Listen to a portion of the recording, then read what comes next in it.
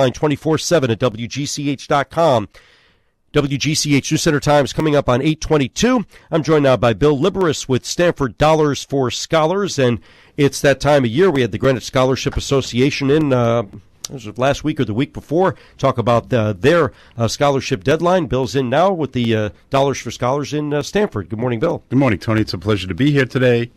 And we've got scholarship season. Well, tell us about what you have going on there. Yeah, well, if you're a high school senior, or especially parents of high school seniors, you know exactly that you're at the point where you've found out where your high school seniors going to college, if they're going, and some people are obviously still waiting to hear, but it's the season for mustering up the funds to see how am I going to be able to pay it for school, and we have a small role to play there by providing scholarships for high school seniors that live in or go to school in Stamford and that are preparing for their pursuit of education beyond high school.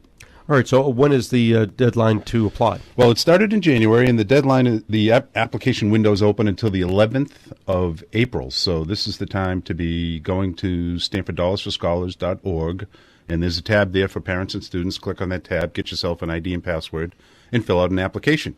All right. Now, how difficult is it to fill out? It looks intimidating at first glance, but it's no different really than the Common App that students would have filled out in their applying for college. So it's much the same kind of structure. That we'll ask you questions about employment that you've had, activities you've participated in, request an essay on your goals and aspirations, as well as any unusual circumstances.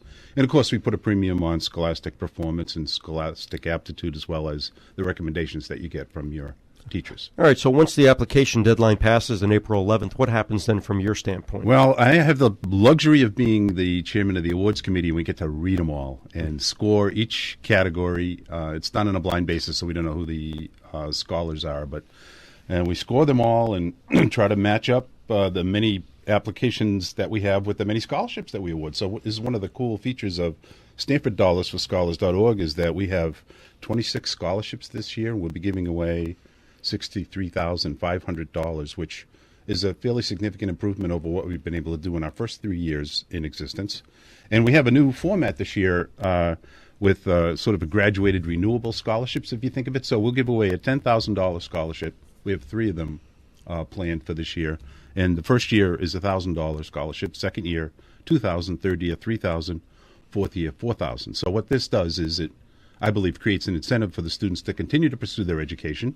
And the other thing it does is, I mean, I don't know that this is true, but I secretly believe that college financial aid offices look at the scholarships that you might have won and factor that into their aid decisions. So we're kind of doing an end around, and they'll think that you're getting $1,000, and by your senior year, you'll be getting $4,000. So a little mischievous, I don't know. But they'll probably get wise to that very quickly.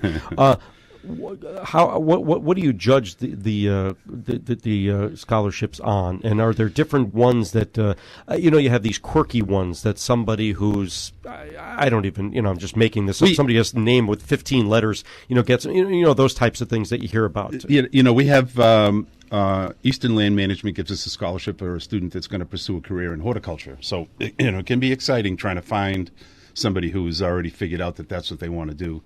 But many of the scholarships are, very general in nature. So the committee looks at the applications, and just let me tell you a story about one of our recipients from last year.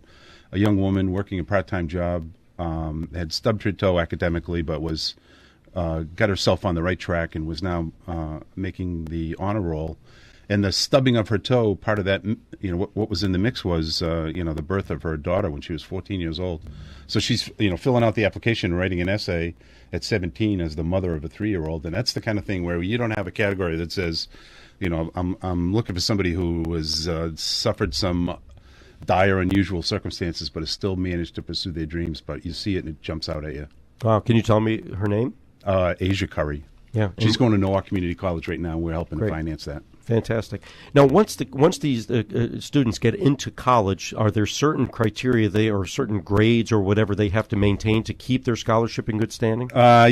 Some of it is actually donor specific. So we were actually talking with a new potential donor at the moment, and they're suggesting that you had to keep a 3.0, and so we're negotiating with them Many of our scholarships, all you have to do is keep at it. So if you're continuing to pursue your degree, you'll be eligible. Okay. And now, if for you mentioned the 10,000 is kind of spread out, but but are these just are they spread out, or they would be for 1 year, or how would that work? Well, we have a couple of different flavors. So some of our scholarships, the minimum is $1,000 payable one time, and the sort of the maximum is in the neighborhood of the $10,000. So it varies depending on what it is that we you do try to match up the recipients with the scholarships based on the intent of the donor and the capabilities of the scholar. All right. Now, when is the fun time of having, you have a ceremony, don't you?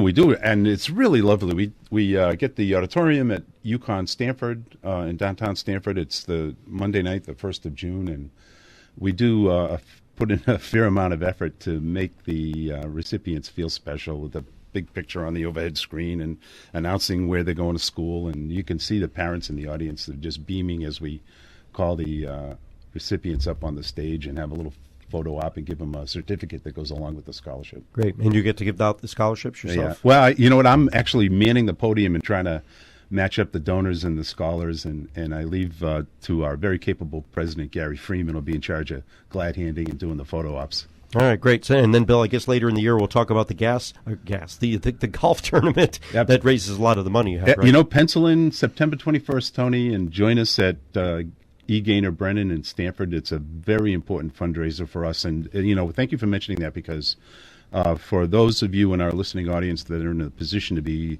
a donor, as you're allocating your philanthropic portfolio for 2015, Stamford Dollars for Scholars is a wonderful organization, totally grassroots, no paid employees.